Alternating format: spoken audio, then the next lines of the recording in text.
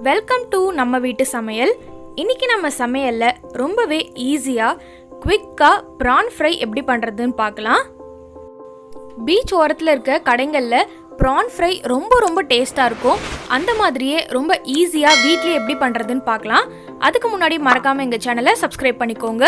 பக்கத்துல இருக்க பெல் பட்டனை பிரஸ் பண்ணிக்கோங்க. உங்களுக்கு இந்த வீடியோ பிடிச்சிருந்தா மறக்காம லைக் பண்ணுங்க.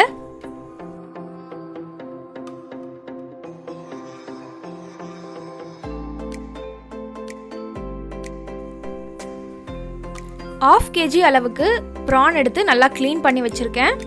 இதுல அரை டேபிள் ஸ்பூன் அளவுக்கு மஞ்சள் தூள் சேர்த்துடலாம். உப்பு தேவையான அளவு சேர்த்துக்கோங்க. 1 டேபிள் ஸ்பூன் அளவுக்கு சில்லி பவுடர். நான் காஷ்மீர் சில்லி பவுடர் தான் எடுத்திருக்கேன். நான் ரொம்ப சின்ன குட்டி ஸ்பூனில் எடுத்திருக்கேன், அதனால அதில் 2 டேபிள் ஸ்பூன் சேர்த்துக்கிட்டேன். நீங்கள் 1 டேபிள் ஸ்பூன் போடுங்க, கரெக்டாக இருக்கும். இது கூடவே 1 டேபிள் ஸ்பூன் அளவுக்கு தனியாத்தூள், அரை டேபிள் ஸ்பூன் அளவுக்கு இஞ்சி பூண்டு விழுது. இஞ்சி பூண்டு விழுது ரொம்ப சேர்க்காதீங்க, ஏன்னா நம்ம வறுத்து எடுக்கும்போது தவால எறா அப்படியே ஒட்டிடும். இதை நல்லா மிக்ஸ் பண்ணிடலாம். நான் எனக்கு கொஞ்சம் தேவைப்படுதுன்னு சில்லி பவுடர் சேர்த்துக்கிட்டேன். உங்களுக்கு காரம் பார்த்து அந்த மாதிரி சேர்த்துக்கோங்க. இப்போ இது ½ hour அளவுக்கு நல்லா ஊறட்டும்.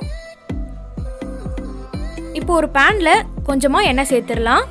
நம்ம ஃபுல்லாக கூட டீப் ஃப்ரை பண்ண போகிறது கிடையாது, ஷாலோ ஃப்ரை தான் பண்ண போகிறோம்.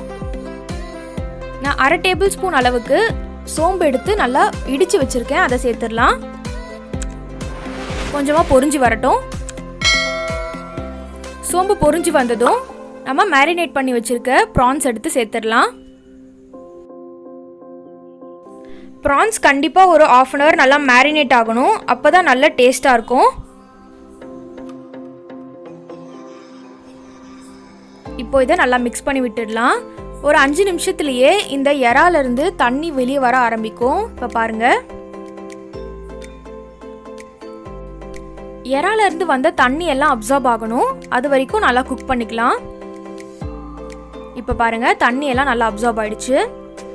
எறா ரொம்பவும் குக் ஆகக்கூடாது, ரொம்ப வெந்துருச்சுன்னா ரப்பர் மாதிரி ஆயிடும். இப்போ நான் கொஞ்சம் எண்ணெய் சேர்க்குறேன், உங்களுக்கு வேணும்னா சேர்த்துக்கோங்க. இப்போது என்னால் உங்களால் கிரேவியை பார்க்க முடியுது. நல்லா இன்னும் கோட் ஆகணும், இன்னும் நல்லா கிறிஸ்பியாக வேணும் எனக்கு. அதனால நான் இன்னும் கூட நல்லா வறுக்க போகிறேன், 2லேருந்து 3 நிமிஷம் அளவுக்கு. இப்போ பாருங்கள், நம்ம சேர்த்த மசாலா எல்லாமே நல்லா கோட் ஆகி வந்துருச்சு. இப்போ ஒரு 1/4 டேபிள் ஸ்பூன் அளவுக்கு பெப்பர் பவுடர் சேர்க்குறேன். கொஞ்சமாக லெமன் ஜூஸ் சேர்த்துக்கலாம். அவ்வளோதாங்க, இது செய்கிறதுக்கு ஒரு ½ hour கூட எடுக்காது, ரொம்ப குயிக்காக ஈஸியாக செஞ்சு முடிச்சிடலாம். ஜஸ்ட் நம்ம ப்ரான்ஸை மேரினேட் பண்ணிவிட்டு பேனில் போட்டு வறுக்கிறோம், அவ்வளோதான். இது நான் டீப் ஃப்ரை கூட பண்ணலை, கொஞ்சமாக தான் ஆயில் யூஸ் பண்ணியிருக்கேன். ரொம்பவே ஈஸியாக குயிக்காக நீங்கள் உங்கள் வீட்டில் செஞ்சிடலாம் இந்த ரெசிப்பியை. கண்டிப்பாக நீங்கள் இந்த ரெசிப்பியை வீட்டில் செஞ்சு பாருங்கள்.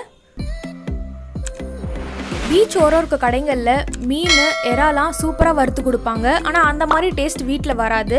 நான் சொன்ன ப்ரொசீஜரில் இதை நீங்கள் செஞ்சு பாருங்கள், ரொம்பவே சூப்பராக இருக்கும். இந்த ரெசிப்பியை மறக்காமல் வீட்டில் செஞ்சு பார்த்துட்டு எப்படி இருக்குன்றத கமெண்ட் பாக்ஸில் சொல்லுங்கள்.